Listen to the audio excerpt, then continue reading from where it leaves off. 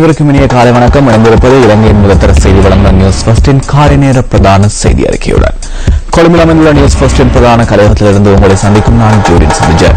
மறந்திருக்கும் இந்த நாள் இனிய நாளாக அமைய அனைவருக்கும் வாழ்த்துக்கள். அதேபோல அமெரிக்கா, ஐரோப்பா மற்றும் சர்வதேசத்தின் பல பாகங்களிலும் இருந்து சக்தி குளோபலோடாக இணைந்திருக்கும் உங்களை சந்திப்பதிலும் மிகுந்த மகிழ்ச்சி. விரிவான செய்திகளுக்கு செல்லும் முன்னர் முதலில் அவதானம் இன்றைய தலைப்புச் செய்திகள் வசம். யுத்தத்தினால் இடம்பெயர்ந்தவர்களின் பொருளாதாரத்தினை மேம்படுத்துவதற்கான வேலை திட்டங்கள் ஆரம்பிக்கப்பட்டுள்ளதாக மீள்குடியேற்ற மற்றும் புனர்வாழ்வு அமைச்சர் தெரிவிப்பு. சட்டவிரோதமாக மீன்பிடியில் ஈடுபட்ட 5 உள்நாட்டு மீனவர்கள் கைது. மலையகத்தில் சிறுத்தைகளை கொல்லப்படுவதை தடுப்பதற்கு விசேட சுற்றுவளைப்புகளை மேற்கொள்ள ராணுவத்தினர் இணக்கம். வனஜீவராசிகள் திணைக்களம் தெரிவிப்பு. சிலையில் மாணவர்களுக்கும் போலீசாருக்கும் இடையில் ஏற்பட்ட போராட்டம் வலுத்தது. இலங்கை வீரர் குசல் ஜெனித் பெரேராவிற்கு மீண்டும் போட்டிகளில் பங்கேற்பதற்கான வாய்ப்பு.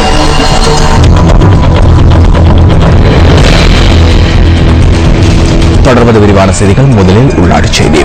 யுத்தத்தினால் இடம்பெயர்ந்தவர்களின் பொருளாதாரத்தினை மேம்படுத்துவதற்கான வேலை திட்டங்கள் ஆரம்பிக்கப்பட்டுள்ளதாக மீள்குடியேற்றம் மற்றும் புனர்வாழ்வு அமைச்சர் சுட்டிக்காட்டியுள்ளது. அதற்கமைய தெரிவு செய்யப்பட்ட பயனாளிகளுக்கான வாழ்வாதார உதவிகள் பிரதேச செயலகங்களூடாக வழங்குவதற்கான நிதி ஒதுக்கீடு செய்யப்பட்டுள்ளதாக அமைச்சின் செயலாளர் வேலாயுதன் சிவஞான ஜோதி குறிப்பிட்டுள்ளார்.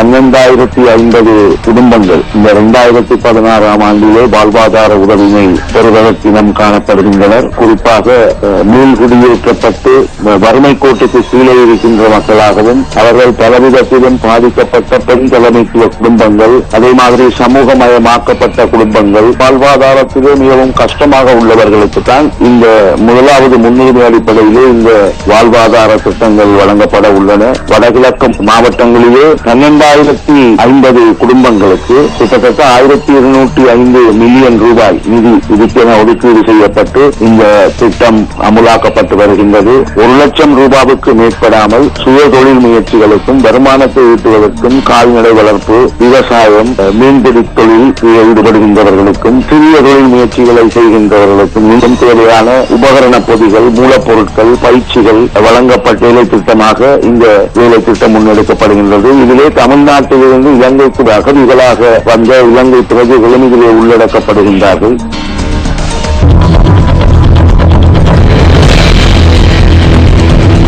கணக்காய்வு சட்டமூலத்தை அடுத்த வாரம் அமைச்சரவையில் சமர்ப்பிக்க உள்ளதாக கணக்காய்வாளர் திணைக்களம் தெரிவித்துள்ளது. கணக்காய்வு நடவடிக்கைகளை புதிய சட்டத்தின் மூலம் முன்னெடுப்பதற்கு இந்த சட்டம் மூலம் சமர்ப்பிக்கப்பட உள்ளதாக கணக்காய்வாளர் நாயகம் கார்னி விஜயசிங்க குறிப்பிட்டுள்ளார். சர்வதேச சட்டங்களுக்கு அமைவாக சுயாதீனமாக கணக்காய்வுகளின் நடவடிக்கைகளை முன்னெடுப்பதற்கு ஏதுவான வகையில் இந்த சட்டம் மூலம் தயாரிக்கப்பட்டுள்ளதாகவும் கணக்காய்வு நாயகம் கூறியுள்ளார்.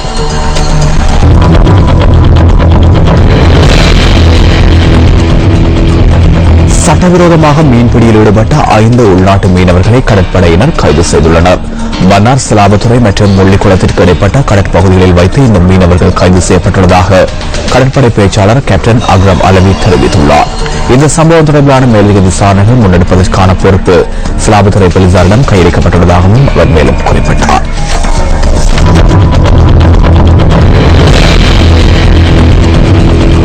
மலையகத்தில் சிறுத்தைகள் கொல்லப்படுவதை தடுப்பதற்கு விசேட சுற்றுவளைப்புகளை மேற்கொள்வதற்கு ராணுவத்தினர் இணக்கம் தெரிவித்துள்ளதாக வனஜீவராசிகள் திணைக்களம் தெரிவித்துள்ளது. மலையக பகுதிகளில் வனஜீவராசிகள் திணைக்கள அதிகாரிகளுடன் இணைந்து செயற்படுவதற்கு தாம் எதிர்பார்ப்பதாகவும் ராணுவத்தினர் குறிப்பிட்டுள்ளதாக வனஜீவராசிகள் பணிப்பாளர் நாயகம் சுமித் பிளப்பிட்டிய தெரிவித்துள்ளார். இந்த நடவடிக்கைகளுக்கு ராணுவத்தினர் ஒத்துழைப்பை வழங்குமாறு ராணுவ தளபதியிடம் எழுத்து மூலம் கோரிக்கை விடுத்திருந்ததாகவும் பணிப்பாளர் நாயகம் தெரிவித்தார். கடந்த சில நாட்களாக ஹேட்டன் அக்கரப்பத்தனை தோட்டத்தில் இலங்கைக்கு உரித்தான சிறுத்தைகள் உயிரிழந்த நிலையில் மீட்கப்பட்டன. இவ்வாறு நேற்று முன்தினம் மீட்கப்பட்ட சிறுத்தை ஒன்றின் உடல் மீதான பிரேத பரிசோதனை பேராதனை பல்கலைக்கழகத்தின் விலங்கியல் துறையில் நேற்று நடத்தப்பட்டது. இதன்போது உடலில் விஷம் பரவியமையால் இந்த சிறுத்தைகள் உயிரிழந்துள்ளமை உறுதிப்படுத்தப்பட்டுள்ளது. சிறுத்தைகளை கொலை செய்வதை தடுப்பதற்காக பிரதேச மக்களை தெளிவூட்டுவதற்கு எதிர்பார்த்துள்ளதாக வனஜீவராசிகள் திணைக்களத்தின் பணிப்பாளர் நாயகம் சுட்டிக்காட்டியுள்ளார். குறிப்பாக ஹட்டன், நோவுட் மற்றும் அக்கரப்பத்தனை ஆகிய பிரதேசங்களின் தோட்டப் பகுதிகளில் சிறுத்தைகள் அதிக அளவில் உயிரிழப்பதாக இலங்கை வனஜீவிகள் கட்டுப்பாட்டு உத்தியோகஸ்தர்களின் சங்கம் விடுத்துள்ள அறிக்கையில் தெரிவிக்கப்பட்டுள்ளது. வேட்டைக்காரர்களின் பொறிகளில் சிக்கியும் விஷம் கலந்த உணவுகளை உட்கொள்வதாலும் சிறுத்தைகள் இறக்க நேரிட்டுள்ளதாக குறிப்பிடப்பட்டுள்ளது. அத்துடன் கடந்த 6 மாதங்களில் மலையக பகுதியில் 10க்கும் அதிகமான சிறுத்தைகள் இறந்துள்ளமை பதிவாகியுள்ளமை சுட்டிக்காட்டத்தக்கது.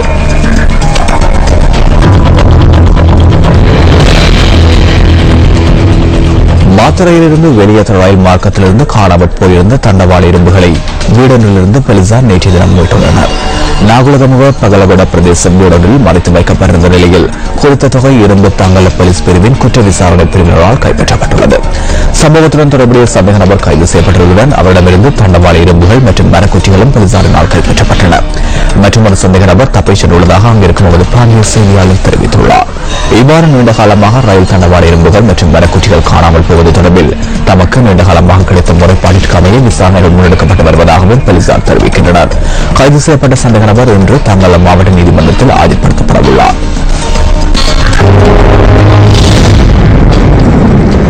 நாட்டின் பல பகுதிகளில் ஒன்றும் பலத்த மழை பெய்யக்கூடும் என வளிமண்டல திணைக்களம் எதிர்ப்பு கூறியுள்ளது. சுமார் 150 மில்லிமீட்டர் வரையான பலத்த மழை பெய்யக்கூடும் என எதிர்பார்க்கப்படுவதாக திணைக்களத்தின் வானிலை அதிகாரி முகமது சாலிஹின் குறிப்பிடுகின்றார். இலங்கைக்கு மேலாக வளிமண்டலத்தில் காணப்படுகின்ற இடையூறின் காரணமாக குறிப்பாக நாட்டின் தென் அரைப்பாகத்தில் வானம் முகில் பிரிந்து காணப்படும். கிழக்கு, ஊவ, மத்திய மற்றும் தென் மாகாணங்களில் அடிக்கடி மழை பெய்யக்கூடும்.